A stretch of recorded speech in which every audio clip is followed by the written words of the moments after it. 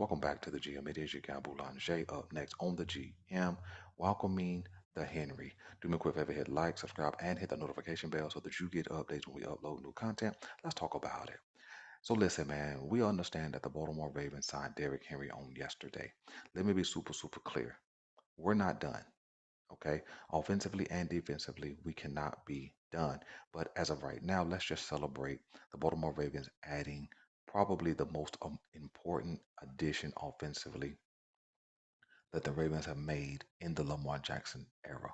We understand that the Ravens have added a lot of pieces, wide receivers in the draft, running backs in the draft.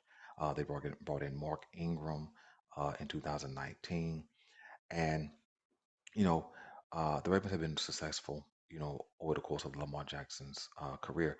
But this is probably the most important signing. With understanding Derrick Henry is a 30-year-old back with a lot of miles and hits and carries on his body. But yet and still, the biggest thing I think that Derrick Henry brings is not the ability to be a 1,000-yard rusher. It's not the ability to take pressure off Lamar.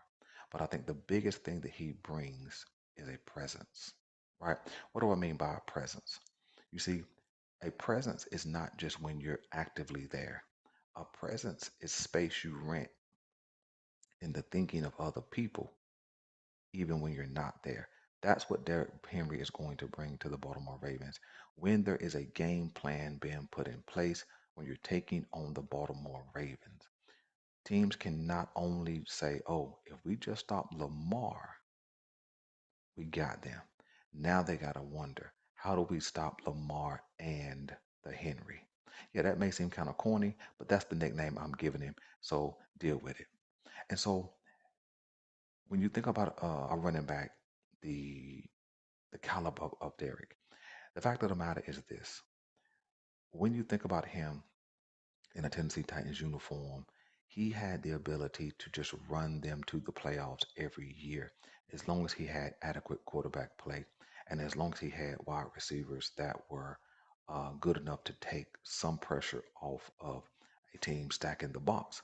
And so when you think about what he's going to bring in presence alone, you know, a team will have to stack the box. A team will absolutely have to stack the box. They're going to absolutely have to put 8 or 9 in the box. You're going to see a lot of zero coverage. You're going to see a lot of run blitzing this year. And so the Baltimore Ravens have to know this. Number two, the Baltimore Ravens are going to have to prepare for this because there's going to be no way, unless our offensive line is just sorry and raggedy, there's going to be no way a team is going to come into a game and not be afraid of our ability to run the ball, right?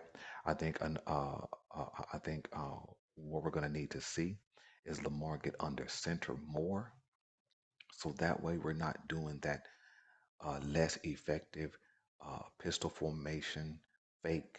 You know what I'm saying? Play action fake. If you put him under center and you got Derrick Henry moving towards the line of scrimmage after the snap, now a team has to come downhill. They have to respect the play fake at the line of scrimmage.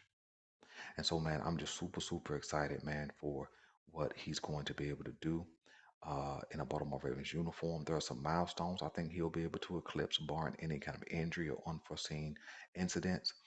He's going to eclipse the 10,000-yard mark in a Baltimore Ravens uniform. He's going to, as a matter of fact, over the course of 2 years, he may eclipse the 10 and 11,000-yard mark in a Baltimore Ravens uniform. I think that you're going to see him eclipse 100 touchdowns this year in a Baltimore Ravens uniform.